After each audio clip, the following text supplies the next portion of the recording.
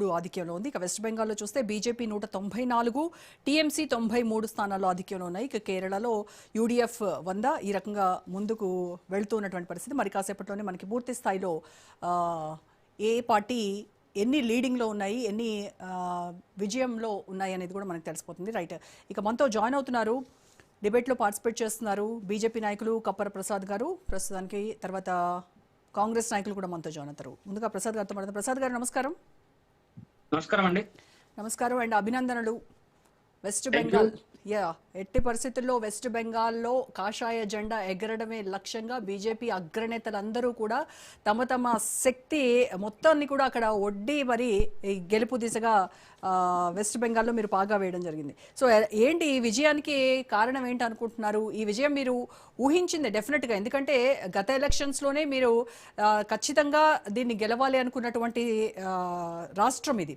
So ఈసారి ఖచ్చితంగా గెలిచి చూపించినటువంటి పరిస్థితి ఏంటి? మీ విజయానికి మేజర్ రీజన్స్ ఏంటి అనుకుంటున్నారు? ముందుగా మీకు రాజ్ న్యూస్ ప్రేక్షకులకు నమస్కారం.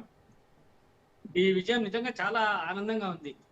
దేశంలో నరేంద్ర మోదీ గారి ప్రభుత్వం మూడోసారి అధికారంలోకి వచ్చినప్పటికంటే కూడా బెంగాల్లో కాషాయ జెండా రెపరెపలాడడం చాలా ఆనందాన్ని ఇస్తా ఉంది. ఈ ఆనంద సమయంలో బెంగాల్ ప్రజానీకానికి, భారతీయ జనతా పార్టీకి ఓట్లేసి గెలిపించినటువంటి బెంగాల్ ప్రజానీకానికి కృతజ్ఞతలు తెలియజేస్తా ఉన్నాం. అట్లనే కష్టపడి ప్రాణాలకు తెగించి కొట్లాడి పార్టీని అధికారంలోకి తీసుకురావడానికి కృషి చేసినటువంటి భారతీయ జనతా పార్టీ సామాన్య కార్యకర్తలందరికీ కూడా అభినందనలు తెలియజేస్తాం. కాషాయ జెండా పుట్టిన నెల బెంగాల్. భారత మాతకు జయని నినాదం ఇచ్చింది బెంగాల్. వందే మాత్రాన్ని రాసింది బెంగాల్. జనగణమనం రాసింది బెంగాల్. అలాంటి బెంగాల్లో అసలు భారతీయత లేకుండా పోతా ఉంది.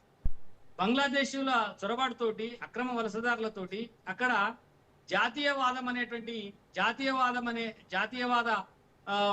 ఊపిరిస్తున్నటువంటి పరిస్థితులు అక్కడ కనబడుతున్నటువంటి రోజుల్లో అక్కడ మళ్ళీ జాతీయవాదాన్ని బతికించాలనే ఉద్దేశంతో భారతీయ జనతా పార్టీ చాలా తీవ్రంగా కష్టపడి అక్కడ విజయం సాధించడం జరిగింది. మీరు అన్నట్టుగా ప్రధాని నరేంద్ర మోదీ గారు, అలాగే మన గృహమంత్రి అమిత్ షా గారు, ఇతర పార్టీ నాయకులు నితిన్ నబీన్ గారు, పార్టీ జాతీయ అధ్యక్షులు, ఇతర పార్టీ నాయకులు, సామాన్య కార్యకర్తలు అందరూ కూడా ఈసారి విజయం సాధించాలనేటువంటి లక్ష్యంతో కృషి చేసిండ్రు. వారందరి కృషి ఫలించి భారతీయ జనతా పార్టీ అధికారంలోకి రాబోతాం. ఇది ఒకటైతే, రెండోది భారతీయ జనతా పార్టీ అక్కడ గతంలో చేసిన దానికంటే భిన్నంగా చేయడం కంటే ప్రజల్లో ఉండబడేటువంటి భయాన్ని తొలగించింది. ఫస్ట్ బీజేపీకి ఓటేయడం వల్ల మీకు ఏ ఇబ్బంది ఉండదు, మిమ్మల్ని గుండాయితం చేసే వాళ్ళు ఉండరు, మిమ్మల్ని ఏదైనా అవసరమైతే మేము రక్షించగలుగుతాం అనేటువంటి ఒక ధైర్యాన్ని ఇవ్వడమే మెయిన్ విజయానికి కారణంగా అక్కడ చెప్పుకోవచ్చు. మొన్నటిదాకా జరిగినటువంటి ఎన్నికలు, అంటే స్వతంత్రంలో ఎన్నికలు మొదలైనప్పటి నుంచి ఇప్పటిదాకా ఇంత ప్రశాంతమైనటువంటి వాతావరణంలో ఎన్నికలు ఎప్పుడు జరగలేదు అనేది పరిశీలకులు చెప్తా ఉన్నారు. పత్రికలు కూడా అనేక రకాల వ్యాసాలు దానిపైన రాసినట్టు మనం చూసినాం. అయితే ఇవన్నిటికీ మెయిన్ కారణం ఏంటంటే ప్రజల్లో భయం తొలగిపోవడం, స్వచ్ఛందంగా వచ్చి ఓటేయడమే చాలా ప్రధానంగా మనం చెప్పుకోవచ్చు. ఇంకొకటి, ఇక్కడ ప్రజలు ఎప్పుడూ ఒకవైపు నూతనత్వాన్ని కోరుకుంటా ఉన్నారు. బెంగాల్లో అయితే గత 3 సార్లు మమతా బెనర్జీకి అధికారాన్ని ఇచ్చారు. 3 సార్లు ఇచ్చినటువంటి అధికారంలో కూడా భయంతో ఇచ్చినటువంటి అధికారము. స్థానిక గుండాలు ఇక్కడ ఈ బూత్ లో మెజార్టీ రాకపోతే వాళ్ళందరూ వచ్చి అక్కడ బీజేపీ కోటేసిన వాళ్ళందరిపైన దాడులు చేస్తారు, వాళ్ళ మీద అక్రమంగా కేసులు పెడతారు. చాలా రేపు చేసినటువంటి సంఘటనలు కూడా చూసినాం. ఇండ్ల మీద పడి పోయినసారి బీజేపీ కోటేసినటువంటి బీజేపీ సింపథైజర్స్ ఇండ్లపై పడి రేపులు చేసి, గృహదానాలు చేసి ఎంత హింస పెట్టిందో మనం అందరం చూసినాం కదా. అవన్నీ లేకుండా ఖచ్చితంగా మేము మీకు సహాయపడగలుగుతాం అనేటువంటి ధైర్యాన్ని ఇవ్వడమే ఈరోజు విజయానికి ప్రధాన కారణంగా చెప్పొచ్చండి. ఓకే, సో అంటే సర్ ఫ్యాక్టర్ మిమ్మల్ని చాలా ఇబ్బంది పెట్టబోతోంది. ఎందుకంటే అటు కాంగ్రెస్ కావచ్చు, ఇటు టీఎంసీ కావచ్చు, వీళ్ళందరి ప్రధాన అస్త్రం ఏంటంటే ఈ సర్ అంశాన్ని వాళ్ళు ప్రధానంగా తెర మీదకి తీసుకొచ్చారు. రాహుల్ గాంధీ అయితే ప్రతిరోజు ఈ సర్ అంశం ఆయన ప్రచారంలో ప్రతి చోట కూడా ఉంది. సో ఇది ఎక్కడ మీకు మైనస్ అయినట్టు కనిపించట్లేదు. వెస్ట్ బెంగాల్లో చూస్తే మేజర్గా 89 లక్షల ఓట్లు మీరు తీసేశారు అనవసరంగా. అవన్నీ కూడా వీళ్ళకి సంబంధించినటువంటి ఓటర్లు, వీళ్ళకి సపోర్ట్ చేసేటువంటి ఓటర్లు అని వాళ్ళు నానాయాగి చేశారు. ముందుగా సరంశాన్ని బాగా ప్రజల్లోకి తీసుకుపోయినటువంటి రాహుల్ గాంధీ గారికి మేము కృతజ్ఞతలు తెలుపుతాం. ఎందుకంటే సర్ అనేటువంటి అంశం బెంగాల్లో ఆయన ప్రజల్లోకి తీసుకుపోయిండు. అది బీహార్ లో ఫెయిల్ అయిపోయింది అంశం. బీహార్ ప్రజలు సర్ అనేటువంటి అంశాన్ని పట్టించుకోలేదు. సేమ్ అక్కడ ప్రజలు తిరస్కరించినటువంటి అంశాన్ని తీసుకుపోయి బెంగాల్లో పెట్టింది. అది ఆ బెంగాల్లో ఈ సరైనటువంటి అంశమే ప్రధానమైనటువంటి ఎజెండాగా వాళ్ళు తీసుకున్నారు. కానీ దాన్ని ప్రజలు పట్టించుకోలేదు. ఎందుకంటే తీసేసినటువంటి ఓట్లలో ఏ ఒక్కరు కూడా అంటే ఒరిజినల్ ఓట్లు ఎక్కడా పోలేదు. డబల్ ఉన్నాయో లేకపోతే చనిపోయిన వాళ్ళో లేకపోతే ఇతర ప్రాంతాలకు వలసపోయినటువంటి వాళ్ళ ఓట్లు మాత్రమే పోయినాయి అనేది స్పష్టంగా మనకు అర్థమవుతుంది. మీరు గమనించండి, ఇన్ని లక్షల ఓట్లు కనుక తీసేసింటే, ఒరిజినల్ ఓటర్స్ తీసేసింటే బెంగాల్లో రోడ్లపైకి ఎంతమంది జనాలు రావాలి? ఇంత పెద్ద ఎత్తున ధర్నా జరగాలి. మీరు అన్నట్టుగా దాదాపు 30 నుంచి 35 లక్షల మంది ఓటు, దాదాపు 70 లక్షలకు పైన ఓట్లు తీసేసినట్టుగా చెప్తా ఉన్నాడు. అందులో 70 లక్షల ఓట్లలో కనీసం 10 లక్షల మందిని వచ్చి రోడ్డు మీద ధర్నాలు చేయాలి కదా. మా ఓటు పోయినాయని చెప్పి కనీసం ఒక్కరన్నా మా ఒరిజినల్ ఓటు తీసేసిండ్రు అని చెప్పి చెప్పాలి కదా.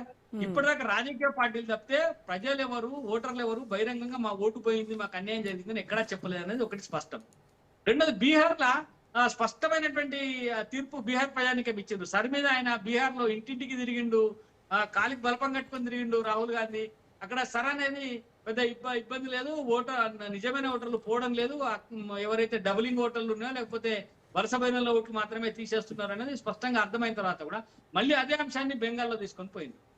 అంటే ఇది ఒకటే, ప్రజలు స్పష్టంగా ఉన్నారు, ప్రభుత్వం ఏం చేస్తా ఉంది, ఏ యాక్టివిటీ చేస్తా ఉంది, దానివల్ల ప్రజలకు ఏ రకమైనటువంటి మేలు జరుగుతా ఉంది, ఏ రకమైనటువంటి కీడు జరుగుతుంది అనేటువంటి విషయాలలో వాళ్ళు స్పష్టంగా ఉన్నారు. కాబట్టి సర్ అనేది పెద్దగా అక్కడ ప్రభావం చూపలేదు అనేది ఒక అంశం.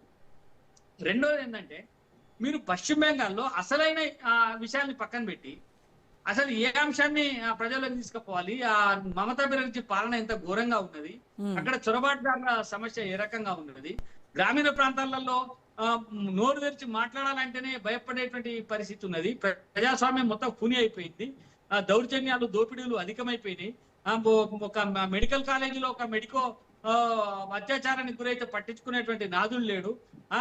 ఇట్లాంటి అనేక సంఘటనలు బెంగాల్లో జరిగినప్పుడు వాటి అన్నిటి మీద దేని మీద కూడా కాంగ్రెస్ పార్టీ మాట్లాడింది. కాంగ్రెస్ పార్టీ ప్రజల్లోకి పోలేదు. కాంగ్రెస్ పార్టీ కనీసం వీటిని మమతా బెనర్జీకి వ్యతిరేకంగా మాట్లాడడానికి ప్రయత్నం చేయలేదు. కాబట్టి ఇంకోటి ఏంటి, మమతా బెనర్జీ కాంగ్రెస్ పార్టీ జాతీయ స్థాయిలో కలిసి ఉంటాయి, బెంగాల్లో కొట్లాడుకుంటాయి. ఇవన్నీ ప్రజలు చూస్తా ఉన్నారు. అంటే మమతా బెనర్జీని నిలువరించగలిగేటువంటి శక్తి ఎవరికి ఉంది అంటే కేవలం భారతీయ జనతా పార్టీకి మాత్రమే ఉందనేది ఇక్కడ డిసైడ్ అయిపోయింది. అంటే ఈ 5 రాష్ట్రాల్లో కూడా ప్రసాద్ గారు, ఈ 5 రాష్ట్రాల ఎన్నికల్లో కూడా ఎందుకు వెస్ట్ బెంగాలే మీకు అంత కీలకం, ఎందుకు అంత ప్రతిష్టాత్మకంగా తీసుకున్నాయి?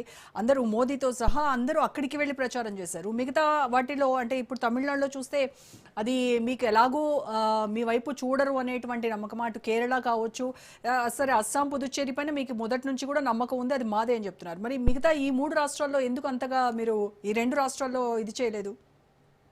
అంటే మీరు ఒకటి గమనించాలండి, భారతీయ జనతా పార్టీ ఎప్పుడు కూడా గాలివాటంగా అధికారంలోకి రాదు, గాలివాటంగా పూర్తి ఓటు శాతాన్ని పెంచుకోదు.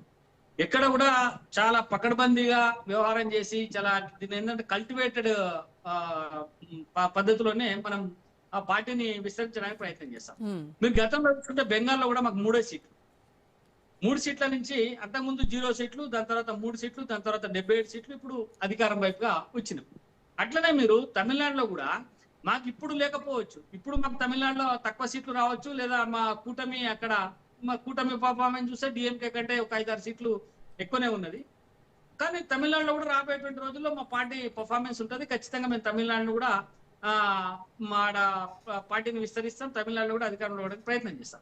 మీరు మంచి ప్రశ్న అడిగారు, బెంగాల్ ఎందుకు ఇంత ప్రాముఖ్యత, బెంగాల్ ఎందుకు మేము స్పెషల్ గా మాట్లాడాల్సి వచ్చింది అంటే, ఇందాక మీకు చెప్పినాను, జనసంఘ్ పుట్టిన గడ్డ బెంగాల్, శ్యామ్ ప్రసాద్ ముఖర్జీ పుట్టినటువంటి ప్రాంతం బెంగాల్, ఆ వందే మాతరం నినాదము, వందే మాతరం రాసింది ఆయన ప్రబలింది బెంగాల్ నుంచి, జనగణమన గీతం మొదలైంది బెంగాల్ నుంచి. అంటే ఇట్లా బెంగాల్ అనేక రకాలైనటువంటి ప్రాధాన్యత ఉన్నటువంటి బెంగాల్లో జాతీయవాదం అనేటువంటి అంశమే లేకుండా పోతా ఉన్నది.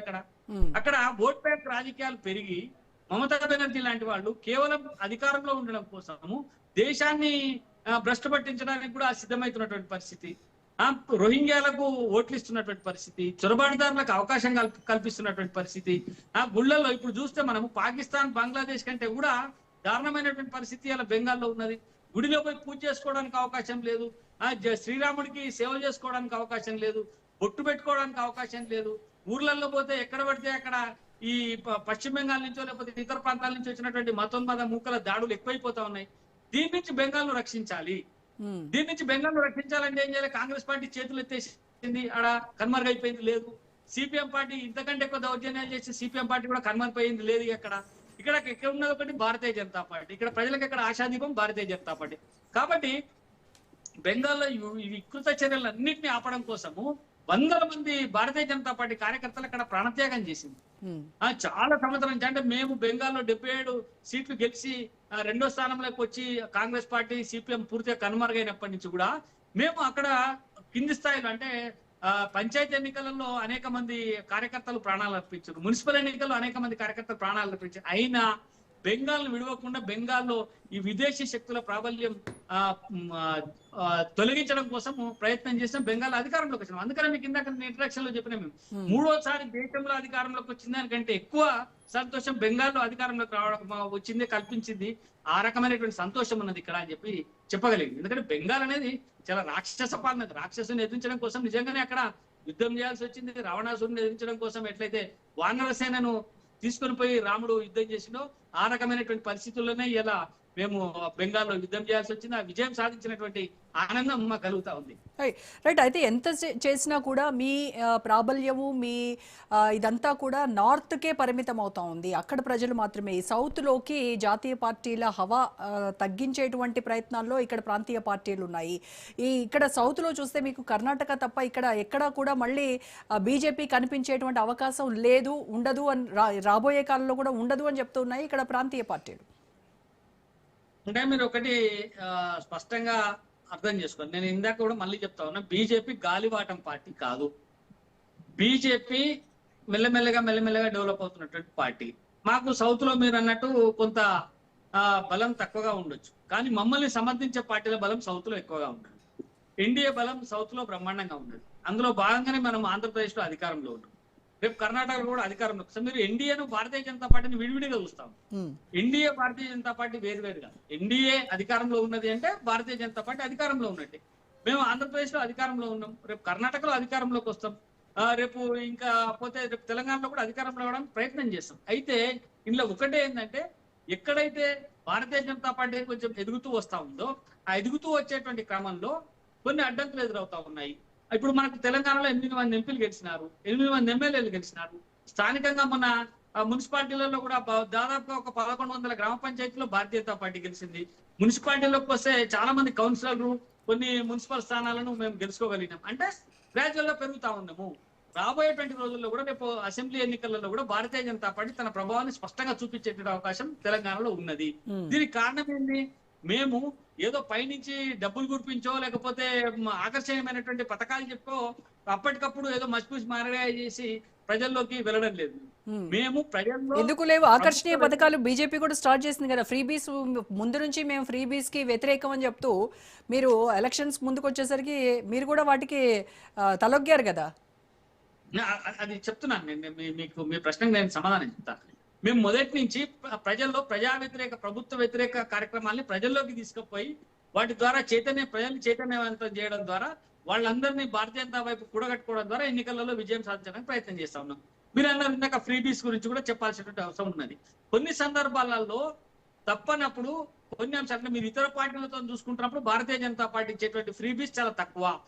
మాకు భారతీయ జనతా పార్టీకి ఈ ఫ్రీ బీస్ మీద పెద్ద నమ్మకం లేదు.